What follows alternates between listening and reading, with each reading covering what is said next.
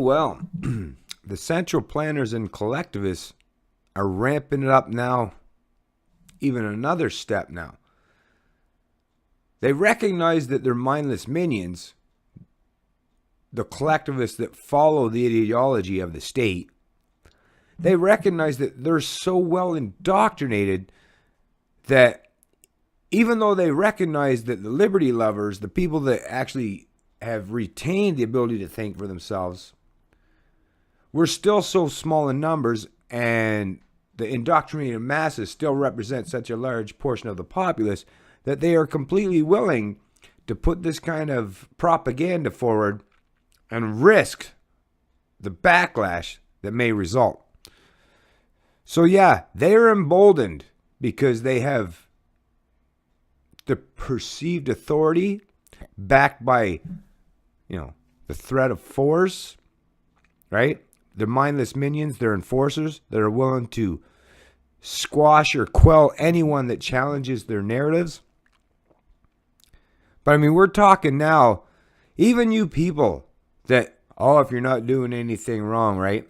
Are you not getting sick and fucking tired of that being hammered into your head? Do you not recognize that that's the same bullshit every central planner, every collective, every monarch, every deity, every central planner that wants to control and dictate your lives wants you to believe in their legitimate authority over you?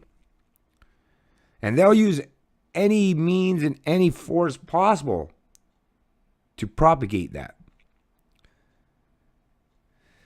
First off, now, actually, what was it? Clint Clark, the gentleman that had asked me to do a video in regards to the Aboriginal peoples and the First Nations women, the murdered and missing Aboriginal women and children, which, of course, as a moral and compassionate human being, I feel terrible for anyone. And if I was anywhere in a position that I could help anyone that was being abducted, raped, harmed, whatever, I would do my best. And that's what it is to be a strong individual like myself, is I will always come to the aid and protection of those who need it, of those who are being oppressed, enslaved, or harmed by anyone.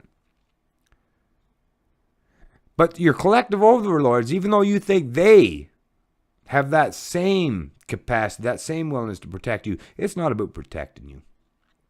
It's about controlling you. And it should be made very obvious now.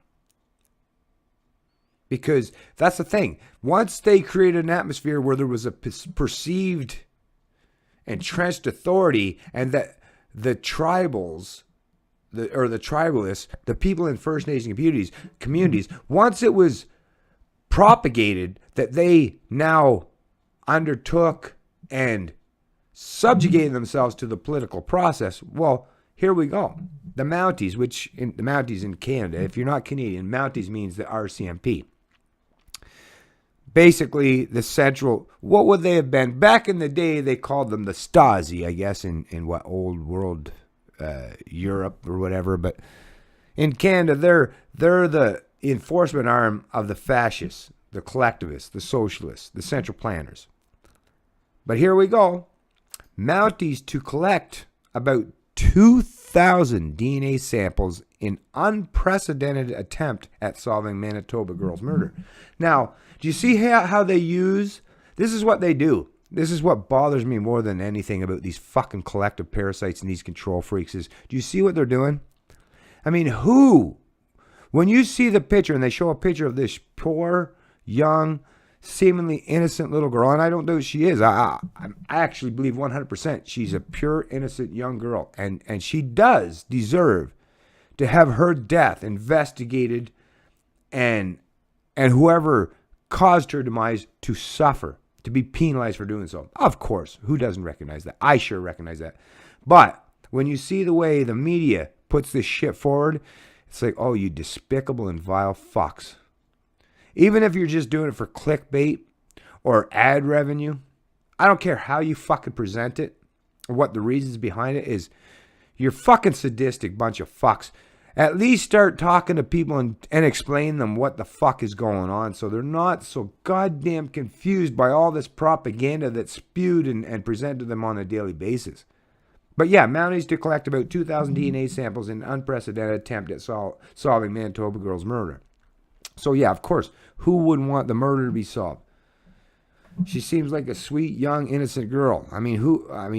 Yeah, my heart goes out to her, her family, and anyone else that had to suffer from the consequence of people fucking doing what they did to whatever happened to this girl.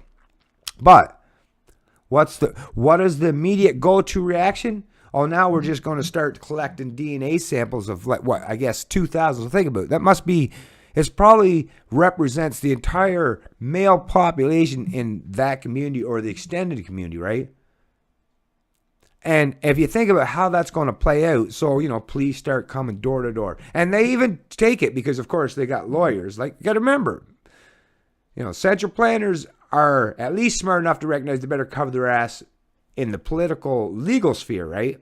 So they have said in this article, I think it's 4 or 5 times, about asking them to voluntarily, the men, to voluntarily offer their DNA samples, right? To prove their innocence. But think about it. So anyone such as let's use me as an example. If someone knocked on my door tomorrow and there was a murder in the community I live in, and the police come to my door and said, oh, we want to take your DNA sample.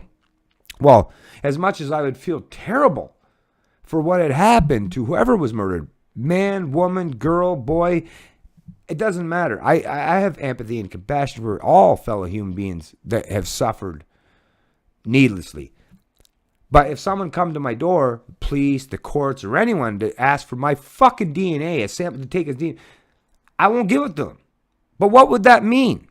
If I lived in a small community of just a few thousand people and I refused to give a sample of my DNA, what would the immediate consequence and ramification result from that? Well, you know what would happen. The propagandists and people who fall for propagandist narratives would automatically begin to think, well, why wouldn't he do that? Right? Is he guilty? Maybe he's the perpetrator. Maybe he's the person that did something vile and vicious to this young girl, right? But in reality, what it would mean is just I don't conform to this fucking mindless bullshit where I'm going to give someone, some central planning authority, access to my the composition of what it means, what makes me. In the modern world that we live in, where they can fucking completely manipulate and the genetic manipulation and all the shit that they do, do you think I would be willy-nilly and fucking stupid enough to offer that up to these fucking control freaks and sociopaths? No. And it would never have nothing to do with the fact that I would be scared of being caught for being involved in a crime. It just means that I'm standing up for my freedoms.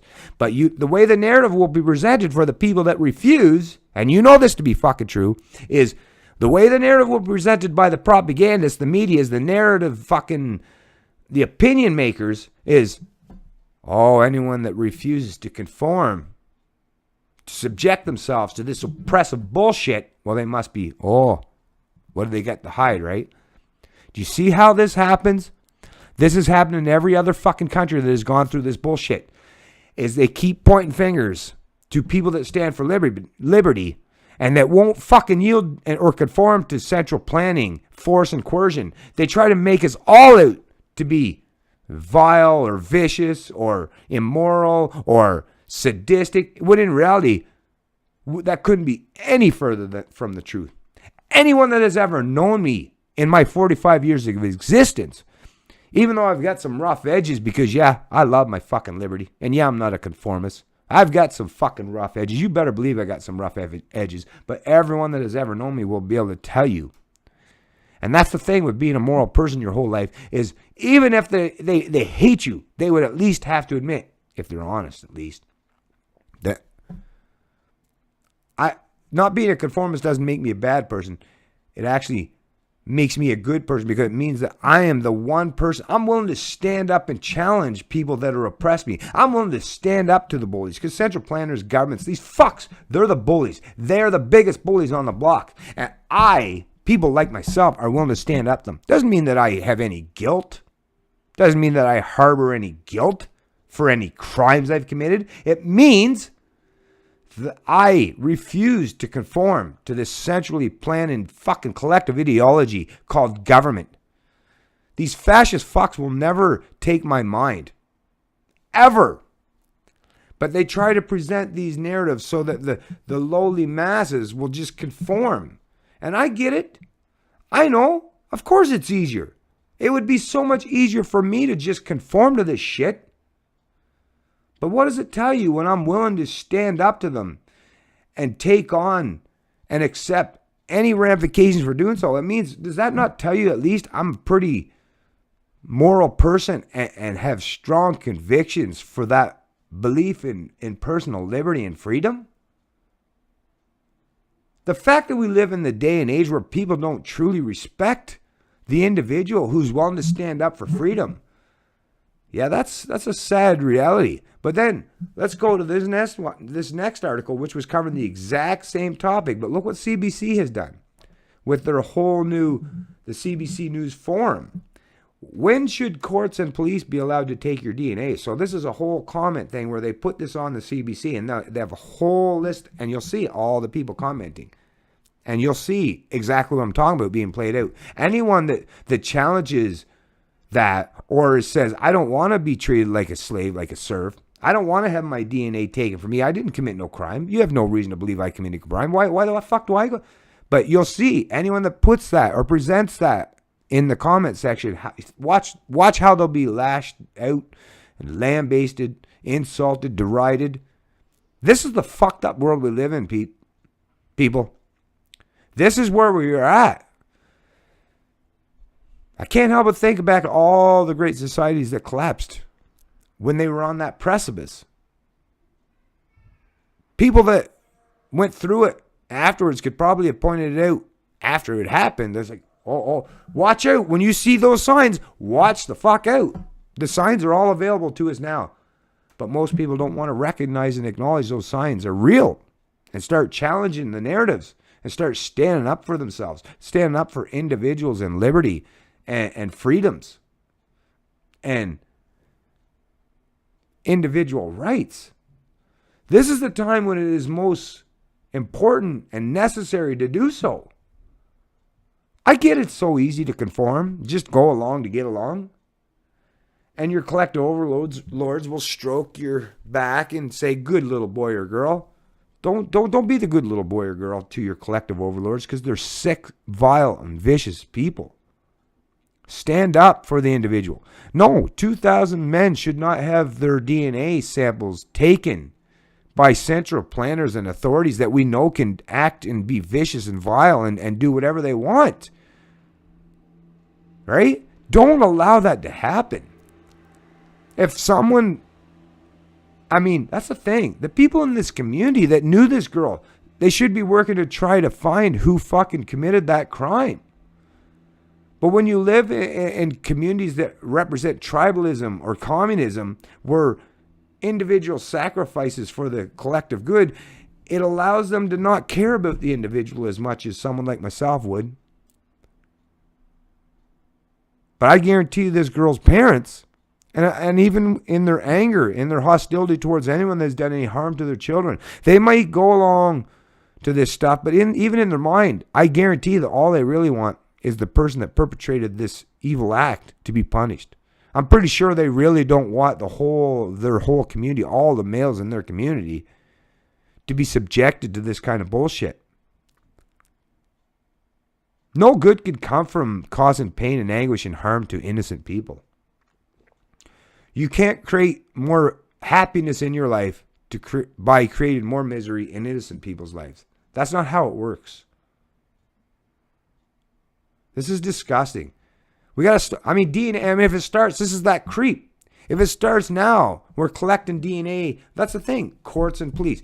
Once you've established a precedent where you allow the central planners to start taking people's DNA just to prove their innocence, the whole pretense or any concept of individual liberty, that's out the door, out the window. Just forget about even pretending that. Just admit that you live in a totalitarian, authoritarian state and recognize that reality. Because When I look around in people's faces, in their eyes, in their expressions, and how they live, they already deep in their core recognize that's where they live today. But the beautiful aspect of the human mind is the human mind will always try to create any avenue or ability to pretend that you live freely. That's how humans try to strive and survive. We got to try to create some ability in our mind, some concept to believe that we're free even when we're enslaved. That's how we continue to exist. That's how we thrive and survive. But we got to stop functioning in that weird fucking mentality. We got to stop being a bunch of mental derelicts, obedient serfs and slaves to the ruling class. Stand up to them.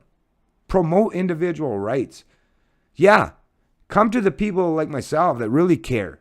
We'll help you in any way we can possible. Right? You don't need to use force or coercion to get people like myself on board to be empathetic and compassionate towards the needs and desires of those who are oppressed or hurt, harmed, or injured. Just ask for my help. Try it sometime. You might like it. You might like the result of what happens. It's Canadian Libertarian, and I love liberty.